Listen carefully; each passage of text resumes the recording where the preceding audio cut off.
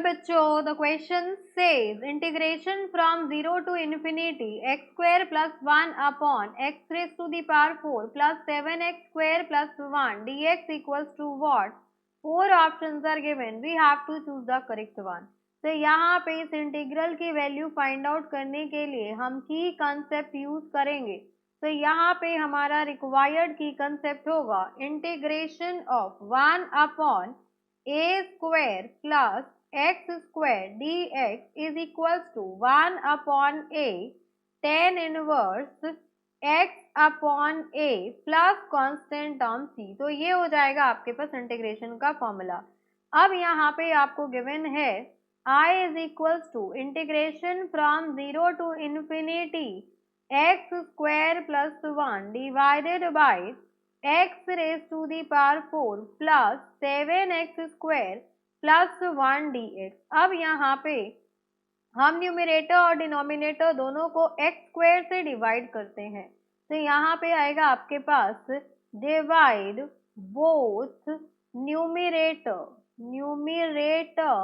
And denominator. Numerator और denominator को हम डिवाइड करेंगे बाय एक्स स्क्वायर। तो जैसे ही आप डिवाइड कर देंगे तो यहाँ पे आपका आई हो जाएगा I is equals to integration from 0 to infinity 1 plus 1 by x square upon x square plus 7 plus 1 by x square dx। अब देखिए यहाँ पे इसको हम थोड़ा सा चेंज करते हैं। तो चेंज करने पे ये हो जाएगा आपके पास I is equals to integration from 0 to infinity 1 plus 1 by x square dx upon, इसके अपॉन में आएगा आपके पास, इसको हम लिख सकते हैं x square plus 1 by x square plus 9 minus 2। इसको हम लिख सकते हैं बिकॉज देखिए यहाँ पे आपके पास प्लस 7 है।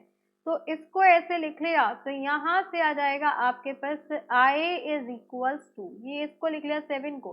तो यहाँ से आ गया I is equals to integration from 0 to infinity 1 plus 1 by x square dx divided by, इसको हम लिख सकते हैं x plus 1 x minus 1 by x square. इसको हम लिखेंगे x माइनस 1 बाय एक्स का होल स्क्वायर प्लस 3 का स्क्वायर। ये हो गया। अब यहाँ पर आप लेट कर लीजिए। तो यहाँ पे हम लेट करते हैं, let x minus 1 by x equals to t. अब इसको डिफ्रेंशिएट करें तो 1 माइनस 1 बाय एक्स का जो डेरिवेटिव होता है that is minus 1 by x square and ये हो गया आपके पास dx is equals to dt।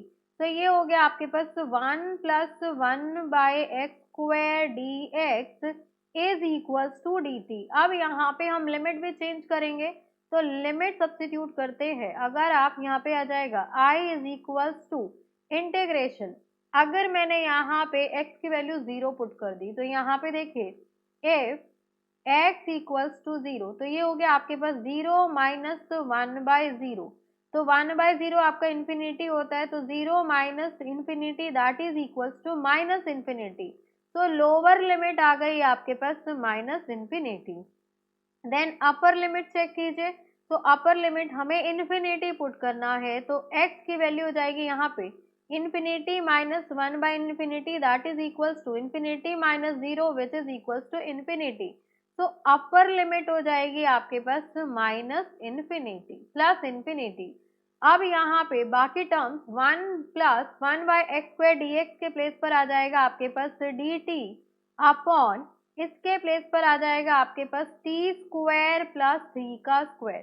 तो यहाँ से फॉर्मूला लगा के I आ जाएगा आपके पास 1 अपॉन 3 tan इनवर्स t और tan इनवर्स t बाय 3 और लिमिट है आपकी माइनस इन्फिनिटी टू इन्फिनिटी। तो यहाँ से आ गया आपके पास I is equals to 1 by 3 tan inverse infinity minus tan inverse minus infinity.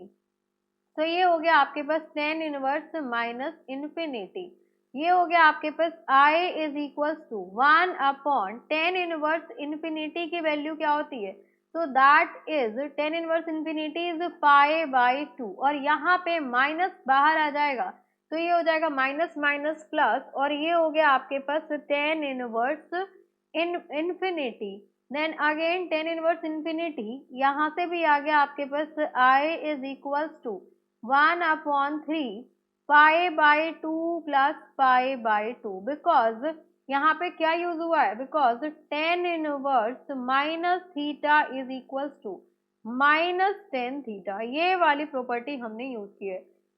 तो यहाँ से इसको ऐड कर दे तो ये हो गया आपके पास 2π/2 multiplied by 1/3 which is equals to π/3। So this implies I equals to π/3। तो यहाँ से इंटीग्रल की वैल्यू आ गई है π/3। अब ऑप्शन में चेक कीजिए, तो ऑप्शन सी है आपके पास π/3। So for this question option C is the required answer. Hope you understood very well. Thank you so much. Best of luck.